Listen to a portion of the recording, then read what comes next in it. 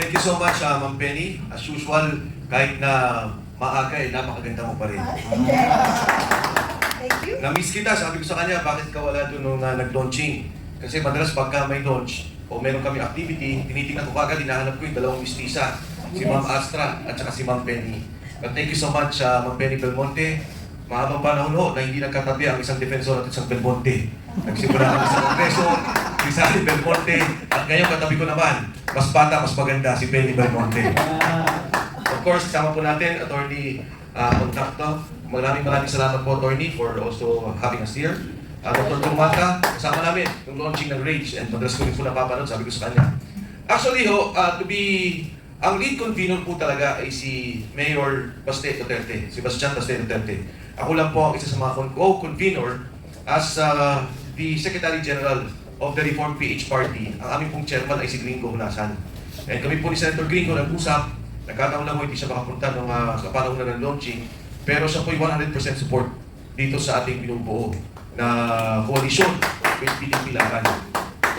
And syempre po, kasama rin din po dyan ang Partido Reforma ni Speaker Bepot Alvarez. Kami po ay nagkaroon ng pag-uusap, nagpunta po kami ng Davao at nagkaupo kami ni Mayor Baste Duterte. Ang binabanggit ni Ma'am Penny, 750 sa ngayon po ang parallel organization sa pagkakalam namin. At lahat po yan, sa katotohanan, noon pa, kasama na ng Pangulong Duterte. Matanda, yung Pangulong Duterte na presidente ko lamang. Nung una siya tumakbo, wala siyang mga kasamang politiko, mangilan-gilan, wala talagang tumaya sa kanya, kundi ang taong bayan. Nagpuho sila ng mga organisasyon, ng samahan, at tumigos para mailuklok ang Pangulong Duterte. Nung tumakbo si VP Inday Sara, and I guess yung unit team, nagsama-sama noon, kasama rin po ako doon, andun pa rin yung mga organisasyon na yun. Nung pag-uusap po namin ni Mayor Baste, ang sinabi ko sa kanya, Mayor, kailangan talaga namin ng isang leader. Kailangan may tumayo sa amin. At walang ibang pwedeng tumayo kung hindi ang isang Duterte. Sa ngayon po, ang ating Vice President ay dumadaan sa impeachment hearing. Marami po siyang binibigay na panahon para dito. At syempre, maraming mga bagay na dahil siya naman yung kanilang tinutugis o siya yung tinatarget doon sa impeachment trial na hindi naman niya kayang kumilos o magsalita basta-basta. At pinabuti po naman, iningi namin ng liderato ni Mayor Baste Duterte na hindi na Davao ang may kailangan sa'yo, hindi lang Davao. Hindi lamang Mindanao. Kailangan ka na ng buong Pilipinas. Kailangan ka na ng sabayan ng Pilipino. Nagulat po ako dahil sa aming pag-usap, hindi naman nagkaroon ng dalawang salita si Mayor Baste Duterte. Tinanong lang niya, ano yung tingin mo dapat nating direksyon? Ayun o, nag-uusap kami, pinakit namin sa kanya, una at higit sa lahat, yung korupsyon. Hanggang ngayon walang nare-resolve eh. Sabi nila, Pasko may makukulong. Dumaan na Pasko. Dumaan na bagong taon. Nag-Valentine's na nga. Pasko ng pagkabi. Nagkaroon ng holiday. Namatay na si Kristo. Nabuhay. Wala pa rin nakukulong hanggang sa ngayon. Nung lumabas po yung kaso nila, sabi nila, magkakakaso si Senator Chis Escudero at si Speaker Martin Romualdez, sabi ko magandang development niyan. Pero gusto ko makita kung ano yung kaso. Sa ngayon po, hindi ko pa nakikita yung ifinay nila. Pero naririnig ko, ay dahil daw po dun sa pagkakaroon nila ng partisipasyon sa pag-aproba ng budget. Ay sabi ko, malayo yan. Bakit naging speaker ka lang o Senate President? Bigla ka na rin nadamay dun sa nakawan. Ang importante sa kaso, si Sergeant Cotesa. Ang importante sa kaso, yung 18 sundalo. Ang sabi ninyo, si Saldico ang mastermind. Si Saldico ang magnanakaw. Itong mga tao ni Saldico ang nagsasabi, kanino dinala yung pera?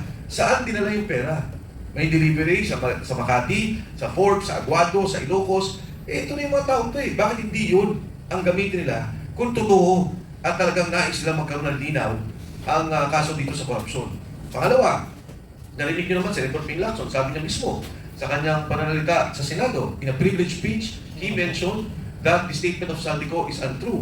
Sabi niya, ang katotohanan, it was Yusek Bernardo who gave the money to Trigib Ulaybar and to Adrian Bersamin, both undersecretaries. One is Yusek for Education and the other one is Yusek under the Office of the President. Ano na nangyari doon? Pinatawag ba? Nagkaroon ba ng linaw? Nanggaling na sa kanila yun. And no less than the Executive Secretary and the Secretary of Budget, Secretary Pangandaman, and Executive Secretary Lucas Bersamin resigned. Right after that, nag-resign nga eh. Diba? Pagkatapos ni Saldico, pagkatapos magsalita ni Senator Ping, nagkatanggalan sa posisyon sa Malacanang. Anyway, pangalawa namin pinag-usapan ni Mayor Baste Duterte, sabi namin, Mayor, alam nyo, ang dami ng kaso ng mga kasama. Lahat kinakasuhan, kaliwat kanan. Ako siguro, kaso ko na, 3, 4, meron na. Yung pong dalawang negosyo kong kahit pa paano, meron po akong pinagtutuan ng negosyo, parehong isinara. Parehong isinara. Nang walang patayan. Ako, kaya namin labanan dahil walang patayan yung pagsara nila. Paano yung tao? 100 po ang natanggal dun sa isang kumpanya. Yung isang kumpanya, matatanggal 700. Krisis nga ngayon eh. Yung isang kumpanya na maraming matatanggal ng mga empleyado, investor lang ho ako doon. Nagkataon lang, inihalal akong presidente as one of the minority investors. Ngayon, damay na din. So sabi ko, ngayon, kailangan tayong magkaisa, magtulungan kasi yung mga kasama natin, kinakasuhan. At alam niya, maski pala siya, meron siyang negosyong sinara doon sa Davao. At narinig natin doon sa kanyang talumpati, yung mga negosyante ginigipit pag nakita nakadikit sa kanya. And pangatlo, yung itigil nila yung pamumulitika nila. Itong ginagawa lang Inday Sara, tingnan niyo, nagsasalita ang Malacanang, sabi nila, itigil nyo na yung politika, may krisis tayo, magtulong-tulong tayo. Sino bang nauna? Hindi ba itong kaso nila ng impeachment kay VP Inday Sara? Kung ang gusto ng Pangulo ay katahimikan, kung ang gusto ng Pangulo ay walang gulo, ipatigil niya yan. Huwag niyang sabihin na independent ang Congress, tao niya lahat ng mga yan. Ayaw nga mag-impeach ng mga congressman eh. Natatakot din sila eh. Diba? Dalawa, takot sila na alam nila manalo si Inday Sara at pag nag-impeach sila, delikado sila sa 2020. Ang pangalawa din takot nila, pag nanalo si Inday Sara, lalo't nakikita yung mga nagnakaw, alam din nila, lagot sila sa 2020. Ngayon, yung ginagawa kay VP Inday Sara, naglabas na COA with finality disallowed. Oh, sige, disallowed. Nasa COA pa yan eh. Ang natitirang pondo dyan, 73 million na kailangan niyang ayusin. Kailangan niyang i-justify pa o mag-appeal pa siya tungkol dito. Ito ho, ikikwento ko sa inyo. Buksan nyo, may mga cellphone ko nakikita ko. I-google ninyo ang COA, Commission on Audit. Number 1, Department of Agriculture, suspended, disallowed, 8.5 billion. May investigasyon ba? May narating ba tayo? Wala. Yung pong Department of Health, 10.5 billion. May narinig ba tayo may investigasyon? May natanggal? Wala. Nakalagay po doon sa mga findings sa Department of Health. Almost 150 million ang nag-expire na gamot or about to expire. Binili, hindi dinidistribute, mag-expire. 150 million. Talo pa nga yung pondong inimbestigan na kay Bipinday. O pangatlo, Department of Public Works and Highways, 17 billion pesos. Pagdating niyo po sa Department of Energy, may problema tayo ngayon sa langis, may problema tayo sa ating mga petrolyo, sa crudo. Charges, hindi ko alam kung detalye, basta nakalagay sa COA charges, 186 billion pesos. Wala tayong naririnig. Pero si Inday, dahil kalaban, gigibain. Dahil si Inday, takot sila, gigibain. Yan ang politika. The highest rated official as of now is Vice President Inday Sara Duterte. Mataas kay Pangulong BBM, mataas sa Senate President, mataas sa Chief Justice, mataas sa Speaker of the House. And yet, itong apat na to, wala. Siya iniimbestigahan. Magkano ang confidential funds ng Pangulo taon-taon? 4.5 billion. Ha? Sabi nila, 11 billion. Inubos. Ano ba? 11 days. 11 million, 11 days. I-compute nyo. 4.5 billion divided by 365 days. 12 million a day. Ano ba tayan yun? Nagagalit kayo, pero tingnan ninyo, dali-dali naman, dyan sa COA report. Ang pang-apat to, yung problema natin sa ngayon, may kinakaharap tayong krisis. Anong ginagawa nila? Nagbigay na tayo ng emergency power sa Presidente. Ang sabi natin sa Presidente, gawin mo na yung dapat mong gawin. Ang presyo ng kerosene at LPG, triple. Di ba? Triple. O magkano lang ibinawas ngayon? 3 piso, 8 piso? Magkano po ba? Ang LPG na malaki lang, sabi mo. O magkano binawas lang dito sa excise tax na pinayagan? Pero the President is given the powers now para ibagsak lahat ng presyo. Huwag payagan ang pagtaas ng mga presyo. Ginagamit niya ba? Ayun o, simpleng solusyon. Magkano ang nalagay na pondo sa bawat distrito ng isang congressman? 1.5 billion pesos for each district. Sige o, huwag natin kunin lahat. Kalahati lang. 750 million, baka may proyekto naman din kailangan. At kailangan din naman natin yung mga proyektong yan. Kahit na yung 30-40% dyan na uwi sa korupsyon, alam naman natin yun, nakita na natin sa flood control. Yung 200 bilyon, malaki ang maitutulong para maibsan ang problema ng mga drivers. Ano ang ibig kong sabihin? Ngayon, nagrarally ngayon. Ang mga driver tuloy-tuloy. Pagtaas ng crudo, presyo madali, ang bilis. Pero pagka ang driver magtataas, wala. Ang batas, hindi sila pinapayagan, dadaan sila sa mahabang proseso. Binawi pa. Binawi pa. Meron ng proposal si Elise, sabi niya, magkaroon ng direct subsidy. I-cap sa 70 pesos. Huwag na ho yun. Baka sabihin pa, tatamaan yung mga mayayaman. Yung mga mahirap na lang. If I'm not mistaken, we have about, di ako sigurado dito I think mga sa private, yung public pala transport. Di ako sigurado, but I will check the data. Ayoko na muna sabihin yung numero. Pero kung bibigyan nila ng direct subsidy, ang mga taong yun, pwedeng i-cap sa 70 pesos. I-subsidize na 70 pesos, aabutin ang gobyerno na mga 10 bilyon kada buwan.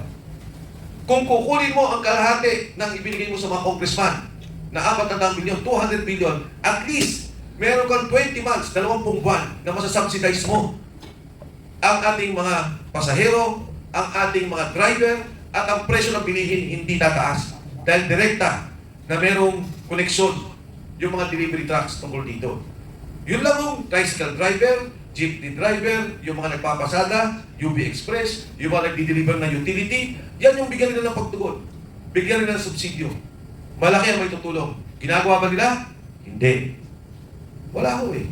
Ano ang pangalawang sinabi ni Leon Reviste? O yung kay Egay, 70 cap. Yung kay Leon Reviste, baba. From 12% fat to 10%. Ano ang epekto niyan? Kung may 50,000 pesos ang isang pamilya, mababawasan kahit ng mga 500, 600 pesos. Up to 1,000 if I'm not mistaken. Ayaw nilang payagan. Pero yung trilyon-trilyon na nakawan na nakita natin, walang problema, hindi yun imbestigahan. Itong maliit na problema na direktang makakatulong sa tao, kahit namutang ang gobyerno, namutang nga sila eh. Kinuha nga nila yung PhilHealth, PDIC, namutang sila para sa flood control. Ito, direktang serbisyo sa tao para may ibsa ng gutom, may ibsa ng kahirapan, hindi nila magawa. Kaya ito po yung pinagalaban ng Range Coalition. At nandiyan po si Mayor Baste Duterte na tumatayo para sa amin. Leader namin lahat, tagapangulo ng PDP at tagapangulo ng Range Coalition. Lalaban po kami, hindi kami mananahimik, tuloy-tuloy kami sa bawat kanto, sa bawat barangay, sa bawat komunidad, sa kalsada, para ilabas ang hinaing ng taong bayan. And fair warning to Senate and Congress, kahit na anong gawin yung pagbababoy sa politika, kahit matanggal nyo si Inday Sara Duterte, lalabanan namin yan. Lahat ng puwersa gagamitin namin. Pero kahit na gawin nyo yan, may panlaban pa rin kaming Baste Duterte. Yes.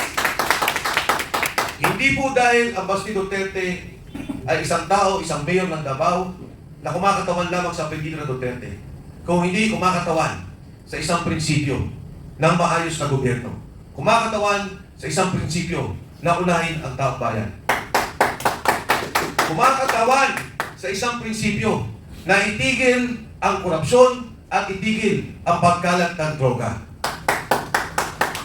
Isang karagalan po na nandito sa isang makasaysayang partido, noong pa man nakita natin lumalaban ng PDP, lumaban kay Marcos Jr., Senior, ngayon lumalaban kay Marcos Jr., at kasama niyo po kami, ang Reform PH, isang bagong partido, pero kasalit nyo sa laban ng taong bayan. Maraming salamat po, magandang umaga sa inyo lahat. Napakainit ng umaga ngayon. Sinasabayan niyo yung 50 plus na temperature. No?